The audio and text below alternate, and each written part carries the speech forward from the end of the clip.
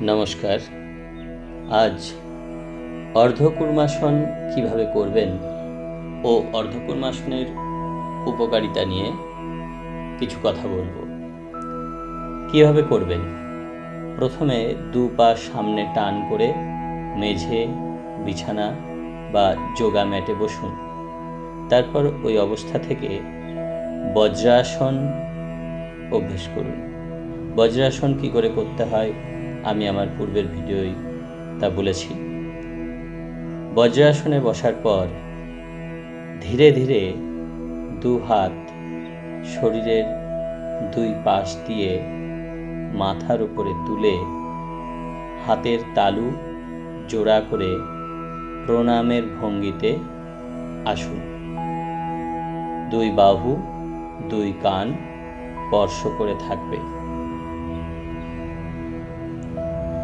এবার ধীরে ধীরে সামনে ঝুঁকে হাত জোড়া ও প্রসারিত অবস্থায় কপাল ও নাক মেঝেতে ঠেকাতে হবে।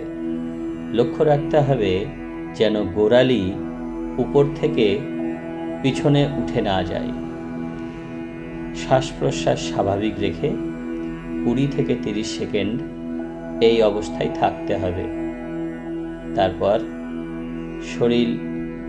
শরীর সোজা রেখে ধীরে ধীরে কপাল হাত তুলে স্বাভাবিক অবস্থায় আসতে হবে, অর্থাৎ পূর্বের বজ্রাসনে বসুন। অন্তত 3 বার এইভাবে আসনটি অভ্যেস করুন। এই আসন অভ্যেসের উপকারিতা: যকৃৎ ও পেটের অসুখ দূর হয়, ক্ষুধা বৃদ্ধি পায়, কোমরের নমনীয়তা বৃদ্ধি করে, জীবনী শক্তি বৃদ্ধি করে। যাদের কোষ্ঠবদ্ধতা ও হজমের সমস্যা আছে তাও খুব সহজে দূর হয়। পেট, তলপেটে অতিরিক্ত মেদ জমতে দেয় না। পেট, নিতম্ব ও উরুর মাংসপেশি সুঠাম সুদৃঢ় হয়। মুখে লাবণ্য বৃদ্ধি পায়।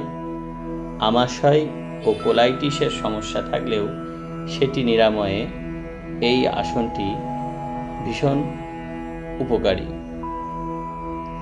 তবে মনে রাখতে হবে যে একদিন বা দুদিন অভ্যেসে এই উপকারিতা কখনোই লাভ করা সম্ভব নয়। নিয়মিত ও দীর্ঘদিন আসন অভ্যেস করতে হয়, তবেই আসনের সুফল লাভ হয়। যারা বিনা ওষুধে সুস্থ শরীরে সুদীর্ঘ জীবন লাভ করতে চান, যারা স্বাস্থ্য সচেতন মানুষ, তারা অবশ্যই নিয়ম ও সংযম সহকারে আসনের অভ্যেস করুন। অবশ্যই ফল লাভ হবে।